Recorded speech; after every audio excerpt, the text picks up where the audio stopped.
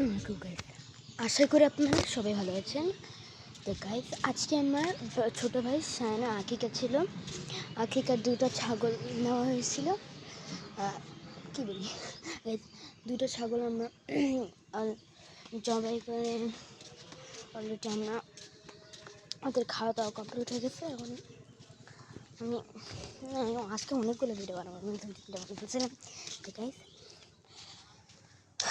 তো গাইস এইটা জমজম পরিবেশ। এখানে হচ্ছে আমাদের জিনিসপত্র কাটা হয়েছিল। তো গাইস দাঁড়ান, আমি আমার টিম মেম্বারকে নিয়ে আসতেছি। গাইস গাইস আমি এখন বর্তমানে আমার বাসার ভিতরে আছি।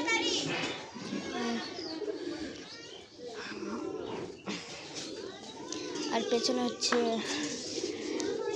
গাইস। তো গাইস আজকে আমি হচ্ছে কী বলি, আমার নর্মাল দাদু বাসার ট্যুর দিব। তো গাইস পেছনে দেখাচ্ছি।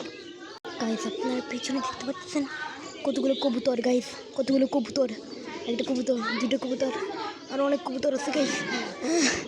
গাইস এই কবুতর আছে, মুরগি আছে, কিন্তু আমার মনে করে মুরগি ছাড়ে নেই। হ্যাঁ না গাইস, মুরগি ছাড়ছে কিন্তু মুরগি একটাও দেখতে পাচ্ছি না। তো গাইস গাইস এটা হচ্ছে আমাদের মিনি রান্নাঘর, যেখানে আরশি জাহান আশফা রয়েছে। আপনার জানেন এর আগের বার হচ্ছে সে হচ্ছে আমাদের এর আগের ভিডিওতে হচ্ছে সে আমাদের ছাদের ট্যুর দিয়েছিল। তাই গাইস এটা হচ্ছে আমাদের মিনি রান্নাঘর। এখানে 2025 সালে ক্যালেন্ডার আছে।